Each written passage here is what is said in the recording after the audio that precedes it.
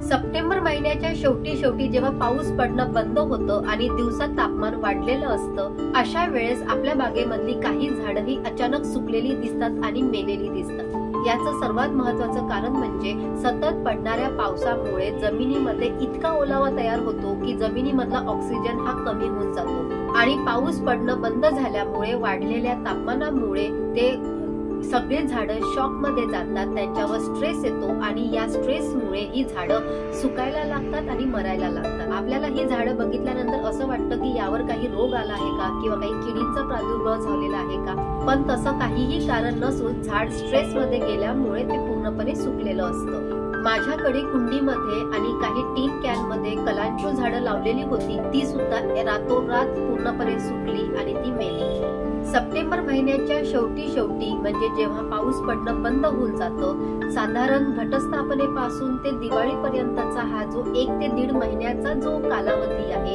या दिवसांमध्ये झाडं स्ट्रेस मध्ये जाण्याचं प्रमाण हे जास्त वाढतं। अशा गरम आणि दमट दिवसांमध्ये आपण गार्डनिंगची कोणती कामं करायलाच पाहिजे आणि कोणती अशी कामं आहेत जी अजिबात करायला नको, हे सगळं आज आपण जाणून घेणार आहोत। आणि हे सगळं जाणून घेण्यासाठी व्हिडिओ शेवटपर्यंत पाहत रहा। तुम्ही जर चॅनलवर नवीन असाल तर नमस्कार, मी अमृता धवले या मराठी गार्डनिंग चॅनल मध्ये तुमचं खूप खूप स्वागत। सर्वात आधी आपण गार्डनिंगची कोणती कामं करायलाच पाहिजे याबद्दल बघूया। नंबर 1, सतत मातीमध्ये ओलावा ठेवणे। वाढलेल्या उन्हामुळे कुंडीतली माती किंवा जमिनीमधली माती ही लवकर सुकायला लागते। जेव्हा 2 ते 3 महिने पाऊस पडला होता, अशा वेळेस मातीची 3 ते 4 इंच वरची जी लेअर आहे, त्या लेअर मध्ये झाडांनी सगळे स्वतःचे मुळं पसरवलेले असतात आणि ते अति खोल गेलेले नसतात। त्यामुळे जेव्हा ऊन वाढायला लागतं, अशा वेळेस जेव्हा वरची माती सुकायला लागते, त्यासोबतच झाडांची मुळं सुद्धा सुकायला लागतात। जर झाडांची मुळं सुकायला लागली तर त्यामुळे झाड सुद्धा सुकू शकतं आणि ते शेवटी मरू शकतं। हे सगळं टाळण्यासाठी दिवसातून एकदा आपल्याला झाडाला पाणी देणेच आहे। सकाळची वेळ नाही तर संध्याकाळची वेळ झाडांना पाणी देण्यासाठी उत्तम। तुम्ही जर बरीचशी झाडं ही बाल्कनी मध्ये लावलेली असतील आणि काही झाडं जर सावलीत ठेवलेली असेल तर होऊ शकतं की त्या झाडांची जी माती आहे ती लवकर सुकणार नाही। परंतु जर असं असेल तर तुम्ही एक वेळ ठरवून घेऊ शकता, त्यामध्ये तुम्ही 1 दिवस आड पाणी देऊ शकता किंवा जर 2 दिवसानंतर कुंडीतली माती जर सुकत असेल तर तुम्ही 2 दिवसानंतर झाडाला पाणी देऊ शकता। मातीमध्ये सतत ओलावा नसेल तर झाड स्ट्रेस मध्ये जाऊ शकतं आणि शेवटी ते झाड सुकून मरू शकतं। नंबर 2, तण काढल्यानंतर पाणी देणे। पावसाळ्यामध्ये जमिनीमध्ये किंवा कुंड्यांमध्ये भरपूर गवत आणि तण उगवलेलं असतं।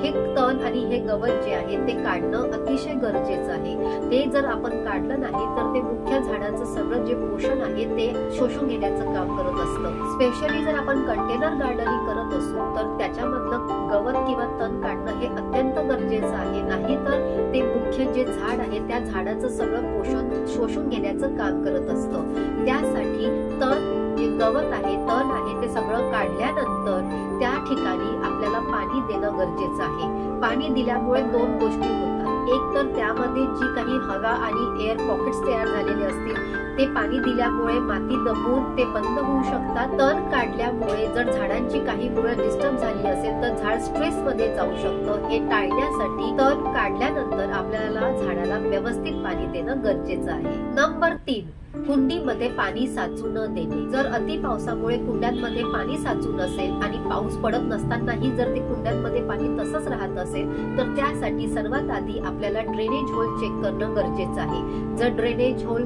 घुसलेले असतील तर ते व्यवस्थित साफ करून घ्या। नीला एक स्टँडवर ठेवा, नाहीतर विटांवर ठेवा, जेणेकरून ड्रेनेज होलकडे आणि शेवटी मुळांकडे हवा ही खेळती राहील। हे सगळं करूनही जर माती ओली राहत असेल तर आपण अजून एक काम करू शकतो। मातीच्या वरच्या लेअरवर आपण लाकडाचा भुसा पसरवू शकतो।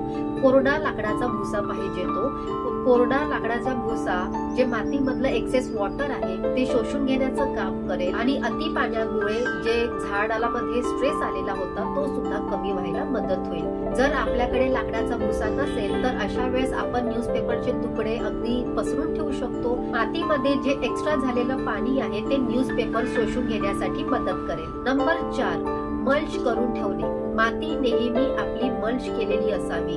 मल्च सारखी तुम्ही लाकडाचा भुसा वापरू शकता, पण माझ्या मते तरी झाडांची सुकलेली जी पानं असतात त्यांनी मल्च करणे कधीही चांगले आहे. जेव्हा ऊन वाढतं तेव्हा मातीतलं पाणी हे लवकर सुकायला लागतं, परंतु जर आपण माती मल्च केलेली असेल किंवा सुकलेल्या पानांचा जर त्यावर लेअर असेल तर पाण्याचं बाष्पीभवन हे होत नाही, त्यामुळे मातीमध्ये ओलावा राहण्यासाठी मदत होत असते.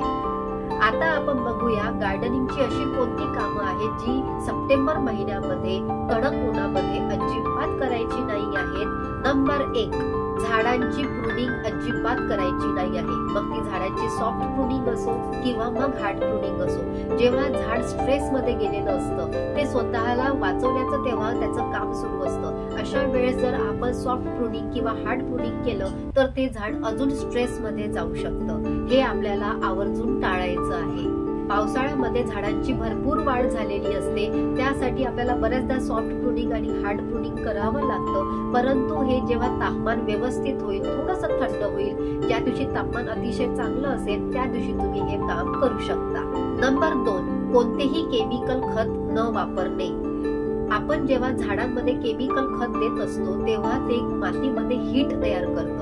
आता सप्टेंबर महिन्यामध्ये जेव्हा पाऊस पडणं बंद झालेलं आहे, अशा वेळेस ऑलरेडी हवामानामध्ये उष्णता आहे, दमटपणा आहे, त्यामध्ये जर आपण मातीमध्ये अजून जर आपण हीट तयार करू तर ते जे झाड आहे जे चांगल्या हेल्दी अवस्थेमध्ये असेल ते झाड सुद्धा स्ट्रेस मध्ये जायला सुरुवात होऊ शकते. केमिकल खत देणे आपण टाळायला पाहिजे, जेणेकरून हेल्दी झाड असेल ते सुद्धा केमिकल खतामुळे स्ट्रेस मध्ये जाऊ शकतं आणि जे झाड ऑलरेडी स्ट्रेस मध्ये असतील ते आपल्याला कळत नाही कोणते झाड कधी स्ट्रेस मध्ये अचानक चालले जातील, परंतु ते जर ऑलरेडी स्ट्रेस मध्ये असतील तर अशा झाडांना तर ते आपण केमिकल खत दिल्यानंतर ते सुकतील आणि शेवटी ते मरतील. नंबर 3, ट्रान्सप्लांट करणे टाळणे. सप्टेंबर महिन्यामध्ये आपण जर काही भाज्यांच्या बिया लावलेल्या असतील त्यांचं ट्रान्सप्लांट करणे थांबवायचं आहे.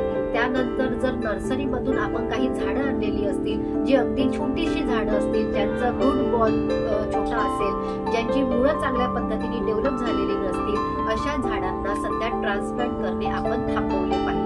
तरी सुद्धा आपल्याला जर ट्रान्सप्लांट करायचंच असेल तर अशा वेळेस ज्या दिवशी थोडंसं चांगलं वातावरण असेल, ढगाळ वातावरण असेल किंवा वातावरणात थोडासा थंडावा असेल, अशा वेळेस आपण जे नर्सरीची झाडं असतील त्या झाडांचं ट्रान्सप्लांट करताना त्या प्लास्टिक फाडल्यानंतर रूट बॉलला अजिबात धक्का लागू न देता त्यांचं आपल्याला ट्रान्सप्लांट करायचं आहे. माझ्या मते हा जो उष्णतेचा काळ सुरू आहे या काळामध्ये आपण ट्रान्सप्लांट करताना अगदी 2दा-3दा विचार केला पाहिजे. जर तुम्हाला वाटत असेल की आपण हे काम व्यवस्थित करू शकू तरच ट्रान्सप्लांट करा. रूट बॉलला धक्का लागू न देता ट्रान्सप्लांट करा. नाहीतर जर लहान झाडं असतील तर त्यांना तसंच राहू द्या. जेव्हा चांगला काळ असेल तेव्हाच त्यांना ट्रान्सप्लांट करा, जेणेकरून हे सगळी झाडं स्ट्रेस मध्ये जाणार नाही. नंबर 4, केमिकल स्प्रे करणं टाळायचं आहे. उष्णता आणि दमट वातावरणामध्ये ऍडजस्ट होणाऱ्या या झाडांवर जर आपण केमिकलचा अजून स्प्रे करू तर ते झाडं अजून स्ट्रेस मध्ये जाऊ शकतात. हे टाळण्यासाठी आपण झाडांवर अजिबात स्प्रे करायचा नाहीये, स्पेशली केमिकल्सचा तर बिलकुलच नाही. जर तुम्हाला असं वाटत असेल की झाडांना कीड लागू शकते किंवा किडींचा प्रादुर्भाव होऊ शकतो तर यासाठी मी जी नेहमी टीप वापरते ती मी तुमच्यासोबत शेअर करणार आहे. जेव्हा वातावरणामध्ये चेंजेस होत असतात, जेव्हा एका वातावरणामधून दुसऱ्या वातावरणामध्ये आपल्या बदल होत असतो, अशा वेळेस झाडांवर किडींचा प्रादुर्भाव हा जास्त होत असतो. अशा वेळेस आपण जर संध्याकाळच्या वेळेला झाडांना व्यवस्थित जर धुतलं, संध्याकाळच्या वेळेला झाडांची जर व्यवस्थित आपण आंघोळ घातली तर किडींचा प्रादुर्भाव होण्याचे जे चान्सेस आहे हे अर्ध्यापेक्षा जास्त तिथेच कमी होऊन जातात. जास्तीत जास्त किडे हे संध्याकाळच्या वेळेला पानांवर अंडी घालण्यासाठी येत असतात आणि ते कधीही कोरड्या पानावर अंडी घालण्याचा प्रयत्न करतात. आपण जर संध्याकाळी झाडांची व्यवस्थित आंघोळ घातलेली असेल तर ते किडे जे आहेत ते ओल्या पानांवर अंडी घालायला अजिबात येत नाही. हा एक खूप साधा सोपा उपाय आहे, परंतु हा अतिशय प्रभावशाली उपाय आहे. त्यामुळे केमिकल स्प्रे करण्यापेक्षा मस्तपैकी झाडांची संध्याकाळी आंघोळ घाला. आय होप मी दिलेल्या माहितीचा तुम्हाला उपयोग होईल. व्हिडिओ आवडला असेल तर लाईक करा, इतरांपर्यंत हा व्हिडिओ पोहोचवण्याचं काम करा। तुम्ही जर चॅनलवर नवीन असाल तर सबस्क्राईब नक्की करा। पुन्हा भेटूया पुढच्या बुधवारी संध्याकाळी 7 वाजता एका माहितीपूर्ण व्हिडिओ सोबत। तोपर्यंत स्वतःची काळजी घ्या, झाडांची काळजी घ्या। नमस्कार।